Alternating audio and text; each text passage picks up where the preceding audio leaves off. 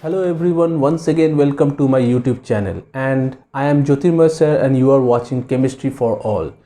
This is our second video on haloalkane and haloarine. In our first video we have learned the classification of haloalkane and haloarine on the basis of number of halogen, that is monohalide, dihalide, polyhalide, and we have learned the classification on the basis of hybridization of the alpha carbon atom. For example, alkyl halide, allylic halide, benzylic halide, vinylic halide and aryl halide. So after completing the classification part, we have learned the preparation of haloalkane. We have started with the preparation from alkane. In alkane, we have learned the selectivity and reactivity of chlorination and bromination reaction. After that, we have learned the preparation from alkene, that is addition reaction of HCl, HBr, HI, where we have learned Markovnikov rule, the mechanism and the formation of carbocation. Also we have learned the peroxide effect and why peroxide effect is applicable only for HBr, that also we have learned in the previous video. So today in this video we will continue from there. Allylic halides can be prepared like this: CH2 double bond CH single bond CH3. This when treated with chlorine at 800 Kelvin, it produces CH2 double bond CH single bond CH2Cl. Now the same compound when treated with bromine at same temperature Br2 at 800 Kelvin, it produces CH2 double bond CH single bond CH2Br. So this is allyl chloride and this one is allyl bromide. Now this allyl chloride and bromide can also be prepared by using another reagent like sulfuryl chloride and N-bromosuccinamide. For example, CH2 double bond CH single bond CH3. This when treated with NBS, it produces CH2 double bond CH single bond CH2 Br, NBS in presence of H nu. Now what is NBS? NBS is N-bromosuccinamide. N-bromosuccinamide. The structure looks like this: CH2 single bond C double bond O single bond N, CH2 single bond C double bond O Br. So this is the structure of N-bromosuccinamide. Here basically the reaction passes through free radical pathway. The chlorination can also be done with sulfuryl chloride, CH2 double bond CH single bond CH3. This when treated with SO2Cl2 sulfuryl chloride at 475 Kelvin, it produces CH2 double bond CH single bond CH2Cl. Now in your exam, if you are being asked what will happen if cyclohexene is treated with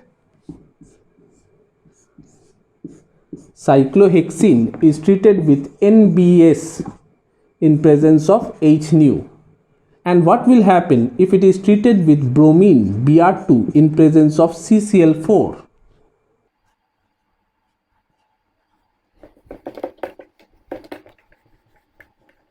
Okay, so when it is NBS, the bromine is going to come at the allylic position, either this position or it will come at this position. So we will write the product like this: Br will come at this position, allylic position. Allylic position means next to double bond is the allylic position.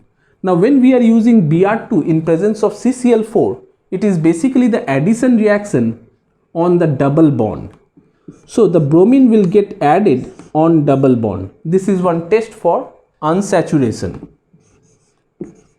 Br. Now this Br is above the plane, this Br is below the plane. Actually bromine addition is anti-addition. So one bromine add from above, another bromine add from below. So next we will move on to the preparation from alcohols. So our third preparation, that is from alcohols. from alcohols. We are having our first preparation, reaction with halogen acid. Reaction with halogen acid, that is HX. So alcohol R single bond OH, it react with halogen acid like hydrochloric acid HCl in presence of anhydrous ZnCl2. We usually take concentrated HCl gaseous. We get RCl plus H2O. RCl plus H2O. So this is the generalized reaction for alcohol. Now the order of reactivity of alcohol was found to be, the order of reactivity is 3 degree, 2 degree, 1 degree. The order of reactivity of alcohol. So this suggests that the reaction passes through carbocation intermediate. Carbocation intermediate. This suggests that the reaction passes through carbocation intermediate. Okay. Now, if we want bromination or iodination, we can do the same reaction ROH. When treated with HBr, it produces RBr. ROH, when treated with HI, it produces RI, like this. So there is a test of alcohol, 1 degree alcohol, 2 degree alcohol, 3 degree alcohol with this reagent, concentrated HCl and anhydrous zinc chloride. We call it Lucas reagent. So next we will learn what is meant by Lucas test. So we have learned the reactivity order. The reactivity order is 3 degree, 2 degree, 1 degree. That means 3 degree alcohol is most reactive, then 2 degree, then 1 degree. Now there is a test called Lucas test. Lucas test. The test is used to distinguish 1 degree, 2 degree, 3 degree alcohols. Now what is Lucas reagent? Lucas reagent is concentrated HCl gaseous plus anhydrous zinc chloride. Okay. Now here we have seen with concentrated HCl and anhydrous zinc chloride we are getting RCl. Now this RCl is not much soluble in water. So what happened? It formed turbidity.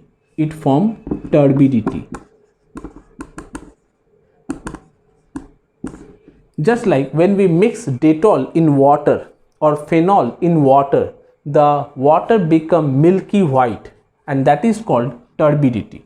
So whenever the alkyl halide is formed, the water or the solution become milky white, that is turbidity.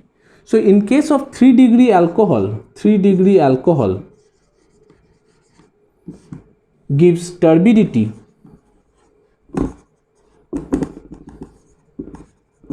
immediately. 2 degree alcohols gives turbidity after 5 minutes. 1 degree alcohol only on heating.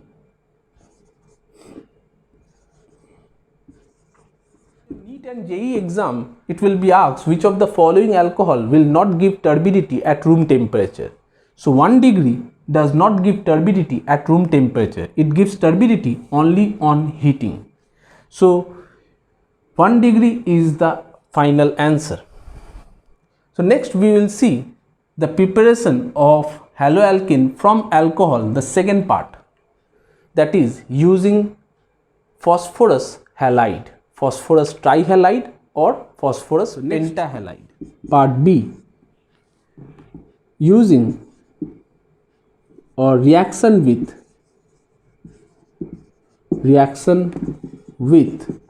phosphorus trihalide px3 or px5. Now for example, CH3CH2OH, this when treated with PCl3, it produces CH3CH2Cl plus H3PO3. So here we have to take 3 alcohol, so it will produce 3 alkyl halide plus H3PO3. If we take CH3CH2OH with PCl5, then it will produce CH3CH2Cl plus HCl plus POCl3. Now to do bromination or iodination, what we do?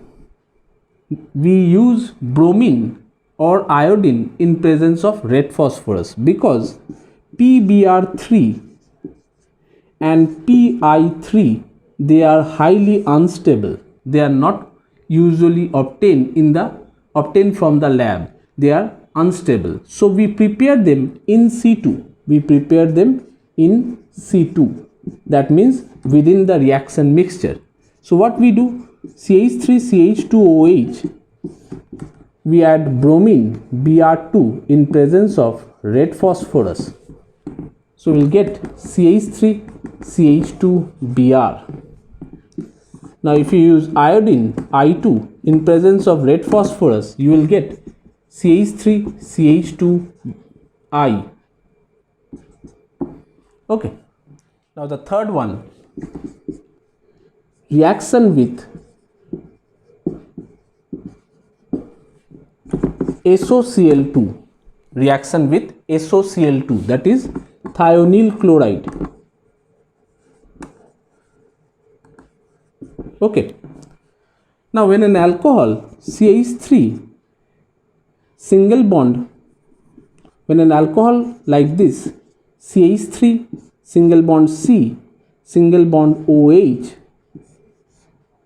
C2H5, hydrogen. So as you can see, this carbon is chiral since it contains 4 different groups. So this is a chiral alcohol.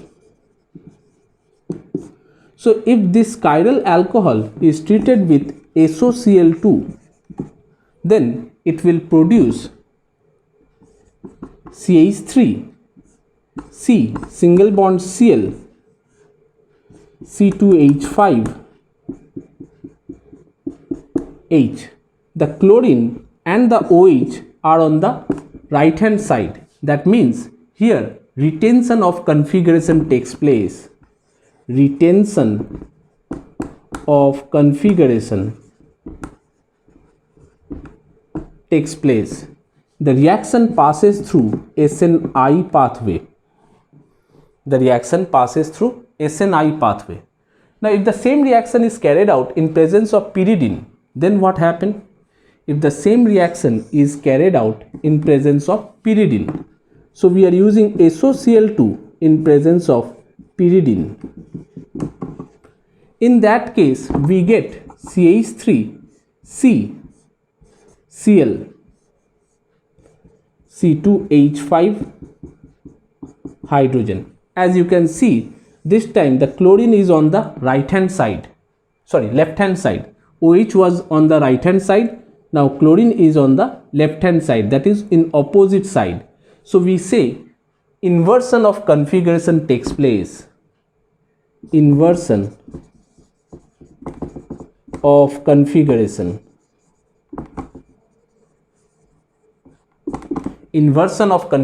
Takes place. Here the reaction passes through SN2 pathway.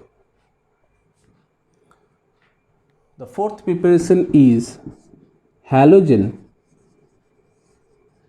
exchange reaction.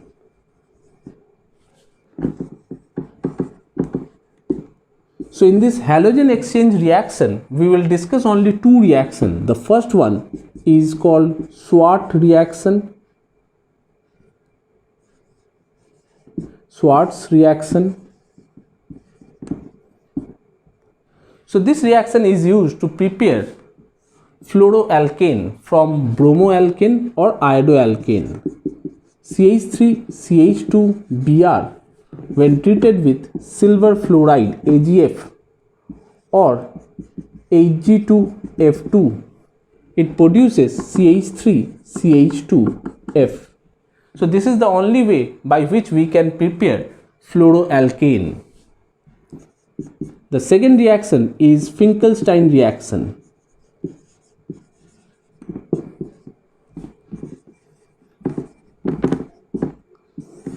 So by Finkelstein reaction, we prepare iodoalkane CH3CH2Br when treated with sodium iodide in presence of acetone. It produces CH3CH2I plus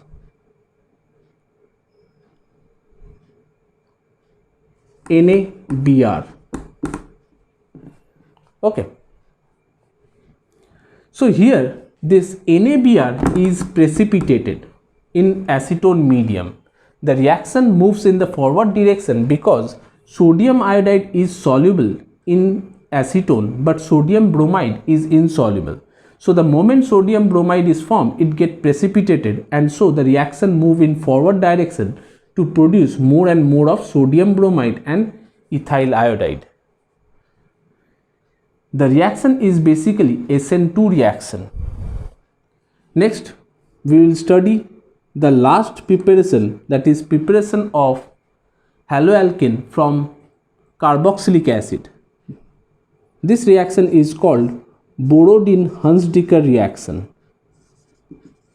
Borodin-Hunsdiker reaction. Now in this Borodin-Hunsdiker reaction, a carboxylic acid, a silver salt of carboxylic acid, is treated with bromine Br2CCl4. It produces CH3Br. It produces CH3Br. That means a haloalkane is formed with one carbon atom less than the carboxylic acid. Here the reaction passes through free radical pathway.